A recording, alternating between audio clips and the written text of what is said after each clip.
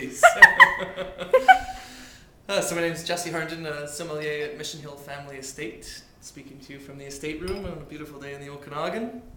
We're just talking about the Canadian wine industry in general and the real beautiful elements that we have in the Okanagan and the beautiful elements that we had in Niagara. I just moved from the Niagara Peninsula about a year and a half ago, where I spent 5 years or so working for some of the top wineries on that side of the Canadian wine industry. So it's a pleasure to speak to you. So tell us a little bit about the two different regions and what the different regions are known for, the different wines, and maybe even some of the labels that are quite prominent that maybe the American audience isn't quite so hip to. Yeah, I mean, there's definitely a huge difference in the regions based on climate, soil structure. I think rain becomes a real issue. The last harvest I worked in Niagara was 2006, which saw the rain set in October and not really leave for quite a while. So the Okanagan obviously doesn't have that problem. We're pretty much a desert climate. We get about 8 inches of rain from Kelowna down to Osoyoos. So our problems will be more associated with frost and getting a shorter season or a longer season. But that being said, the heat units or the degree days in the Okanagan are definitely higher than Niagara. So Niagara, the place I worked, focused a little bit on Pinot Noir and Chardonnay, to Riesling to a lesser extent.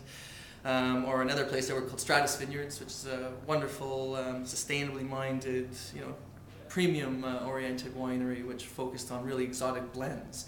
So whatever ripened best in a specific vintage would be what they used and really reflected the vintage as a result. Here in the Okanagan at Mission Hill, our real focus for reds anyways is Merlot and Syrah, which really succeed down in Oliver and Osoyoos on the southwest facing slopes of either the Black Sage Bench or the Osoyoos Bench.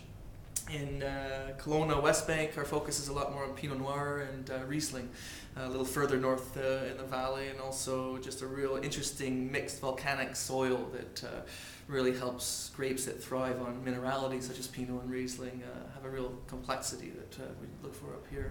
So different grapes, different regions, definitely more heat associated with the Okanagan Valley, unfortunately more rain associated with Niagara, but both producing fantastic wines from the really, conscious-minded producers.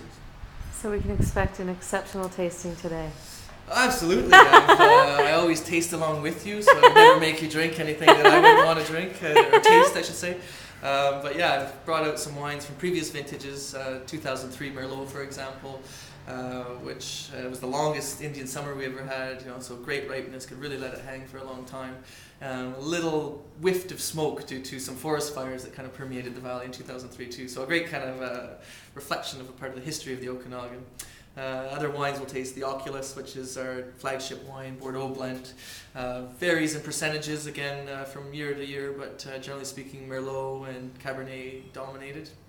And then show off a few things we're really proud of. Perpetua, which is our top of the line Chardonnay, which we're getting our first single vineyard wine right from Osoyoos, literally 10 feet from the Washington border. And my personal favorite, being from Halifax, is our Sauvignon Semillon, which is my prototypical lobster wine. So little creaminess, little butteriness, little grapefruit and citrus. And so instead of a squeeze of lemon and a dip in the butter, I propose you could just have lobster and sauve salmon. Bob's your uncle. Sounds fabulous. Thank you. My pleasure.